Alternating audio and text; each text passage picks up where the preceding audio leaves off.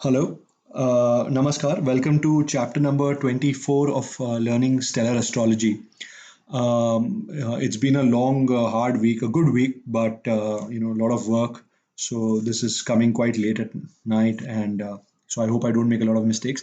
But this is an interesting video because we've so far looked at various aspects of life. Like we've looked at marriage, we've looked at education, and then we'll also look at other things like buying a car, buying a house, and stuff like that. But today I'd like to focus on a special way in which a house attains signification by a graha or by a planet. Now, you need to go back and look at my calculation of significators video, because otherwise you will not understand it. And this is key for you to understand charts, because this is particularly an interesting chart that I'm going to discuss today with respect to this special signification of houses. Now, just to summarize, we know that a graha gives you significations in two ways. One, it will signify the planet, the house that it is in, it's actually in, and it will also signify the houses which fall in the rashis that the graha owns. Now, for example, let's look at Mercury, right? For example, so you see Mercury is over here. Mercury is in which house? It's in 12th house. So Mercury will signify the 12th house. Which two Rashis does Mercury own? It owns this, which is Gemini, and it owns Virgo, right? Kanya. So it also will signify the second house and the fifth house. Now, we also know that between the second and fifth, second is occupied. Mars is there in the second house, while fifth is actually empty. Neptune, Uranus, and Pluto are not considered as occupants. So fifth is empty. So we will say that Mercury will give results of fifth house more than the second house. So if it was, let's say, sixth and seventh house being signified, where seventh is positive for marriage, sixth is negative for marriage, but sixth was occupied and seventh was empty, then that graha is giving you marriage or offering you marriage more powerfully than it is denying marriage. So that's just the crux of what you already know, right? And then we have the strong level significations, weak level significations. You will understand all that once you see the video. So we're not going to repeat that here. But this chart is interesting, okay? Let me tell you that this chart belongs to a very well known person. Like, if you are an Indian, it's impossible that you do not know this person. He's a very powerful person as well. I will not go into whether he's in politics or he's in films or he's an administrator or he's a businessman. I will not go into that. But just know that it's impossible that you've not heard of this person if you're living in India. And look at this person's significators. Now, we know colloquially that 6, 8, 12, 8, 12, 1, 6, 8, 12, this is bad. And this person does have a lot of health issues. So 1, 6, 8, 12 is still working. But he doesn't have a lot of 10th houses. Actually, if you see, he just has 10th over here in Saturn. And you notice I've written very strong 10. We'll come to that later. He doesn't have a lot of 10s. And that actually, when I looked at this chart, right, it made me wonder as to how come this person rose to this place of prominence. And this person has had his issues, like, there have been accusations against this person, and there are lots of people who do not respect him as much, and so on. But his achievements cannot be denied, and he's had a hard life. I mean, he's struggled, and he's when you look at stuff like 7, 8, 12, right? 7, 8, 12 gives you aggression. So he is an aggressive person. 2, 7, 8, 12 signifies he has a very harsh speech at times as well, because it's aggression through speech, right? But 8, 12 also gives this person the ability to research a lot, to go into depth, to understand a lot of intricate matters, whether it's mathematics, whether it's law, whether it's construction, all these things. So he's actually an extremely intelligent person, which you can also see. He's got 4 11s everywhere. So he's got a good memory and stuff like that. He may have suffered with depression at some point in time, because there is a 1 2 6 8 combination here as well, which you can see. But overall, this person has accomplished a lot. He's worked a lot. He's very well to do, and I mean, I personally think he should be respected a lot more than he generally is. Okay, let me just put that way. But this is interesting because he occupies an important position in society, but he doesn't have the 10th house. And we know without 10th, you cannot get a particular order, a reputation, a post. That doesn't happen. Now, when I look at it this way, I started wondering what. And then an old sentence I'd read somewhere in one of these books that I used to study astrology struck me. Let's look at the 10th house. Okay. This is the 10th house, starts from 1 degree, 18 minutes, 15 seconds of your Aquarius, and it goes all the way up to 3 degrees, 6 minutes, and 28 seconds, just below before it will stop, right, of Pisces.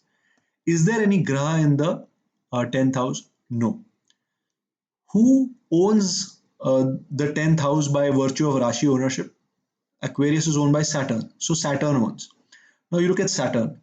Saturn has a little star in front of it. Basically, this means that Saturn is not the star lord for any other planet, which is true. If you look at the star lord list over here, you know, Sun is not in Saturn star, Moon is not in Saturn star, Mars and so on and so forth. It's not in Saturn star. So now, and specifically, I'll tell you which author says this. Mr. Shashne, whose books I have referred to while I was studying, he actually says that in this case, you look at those grahas which have the sublord as Saturn. So I started looking at sublord. Okay. Again, Rahu, Sun is in Rahu sublord, Moon is in Mercury, Mars is in Jupiter, Mercury is in Rahu sublord, Jupiter is in Mars sublord, etc., etc. Again, there is no Saturn over here. So that means, had there been a Saturn, I mean, so let's say Mercury, then I would have said Mercury also signifies the 10th house. So Mercury, so basically Saturn as sublord will act as a star lord. I mean, just to very colloquially put it. But now even that is not the case. So what is happening? Saturn is the only graha which can give results of the 10th house, right? So wherever Saturn appears, it will give very strong results of the 10th house. And now look at which houses Saturn is signifying. Saturn is, which houses Saturn appear as a sublord for, because you know, sublord is, the role of the sub is the final decider. It tells you the character of the house, right? So third cuspal sublord is Saturn, fifth cuspal sublord is Saturn, eighth cuspal sublord is Saturn, ninth cuspal sublord is Saturn. It basically means that whenever these houses 3, 5, 8, and 9 are signified, are coming in Dasha Bhukti or Antar, because of their cuspal sublord being Saturn, they will actually signify the 10th house very strongly. And this is something which is really very different from most stellar practitioners. And thanks to K.S. Krishnamurti ji, obviously, and also Shashni ji, that this is actually there. So wherever you see the 8th house, even though 8th house is coming, it's actually signifying the 10th house. So despite not being there physically, the 10th house is there surreptitiously, because eighth the 8th house or the 5th house or the 3rd house or the 9th house is actually offering results of the 10th house. And now when you look at it, you will understand why this person is so powerful, because wherever 5th comes, so normally 5th is not considered good from a point of view of reputation, generally you can say, because 5th is creative, 5th is a little bit lack of discipline. 5th also gives mantra sadhana, mind you. It also gives you children, it also gives you higher intelligence, wisdom. But it tends to be, it's the maraka to 6th house. So which is why it tends to be making a person a little bit bohemian, which is why a lot of actors, actresses, rock stars, etc., have a lot of 5th house significations, and it's reflected in their lifestyle as well. Creative people generally, not just actors, creative people generally. Um, so when you look at it this way, you will see that this person has got tons of 10th house significations, and this person is actually very powerful. Now, when you look at the dasha that person is, he's in Jupiter dasha right now. It's going to go until uh, February 2035. Now look at Jupiter. Jupiter is giving me signification of 4, the strong significations of 12, and but 12 is giving me results of what? 4, 8, and 12. So 4, 8, and 11. So actually 8, 12 should be a bad combination, and it is. There are other complications which are attached with this person. There are health issues. There have been accusations against him. uh, like I said, I feel he's not as respected as I feel he should be for his abilities. But eighth house is also giving him the 10th house significations. So even though this is the house of loss, 12th house is the house of loss, he is getting extremely powerful support through a combination of a hidden 10 in this 8th house and 11. And if you notice, this person basically has a lot of tens in his chart without actually that being the case. I rarely come across such charts which have this special signification. But I of course knew about this because I'd studied the Shahshneji's books and his works quite extensively. But this is a very rare chart, and I'm able to demonstrate it, so you will understand. So whenever you see a chart where something's not happening as per the chart, you might find that there is a hidden signification which is coming like this, where only one graha becomes the significator of a particular house. So wherever that graha gets associated, it actually gives the results of that house very powerfully. And in this case, thanks to God, it was the 10th house.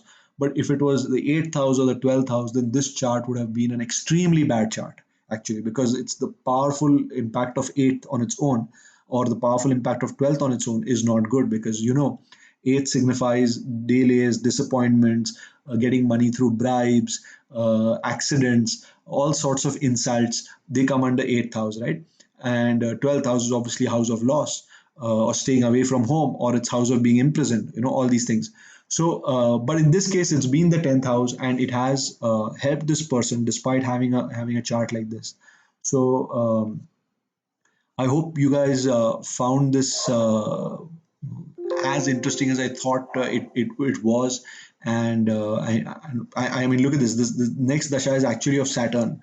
So from 2035 February to February 2054, and if this person, and I hope he's there that time, he will see a massive success in terms of respect and post that he occupies at that time. Because I mean, Saturn is a prime karaka for converting a beggar into a king and a king into a beggar, and Saturn is giving very strong 10. I mean, this would be something to look out for if it happens. But other than that, this is an academic exercise. I hope all of you understood what I was saying. That I'll just summarize. If a house is empty and the house lord is, which in this case is Saturn, because the house falls in Aquarius, is untenanted. In other words, no other planet falls in its star, in its constellation. Then you look at the sublords. Is there a Saturn sublord? No. If there was a Saturn sublord, then even that graha which falls in a Saturn sublord would have become a karaka for this house, at par with a stellar signification, as if Saturn has appeared as that graha's star lord. But in this case, even that is not the case. So the only graha which is offering results of the 10th house is Saturn. And that's making this a superstar Kundali with its attendant issues, because 8, 12 houses are never a positive combination. So thank you very much. I hope you enjoyed the session, and hopefully I'll see you soon. Thank you.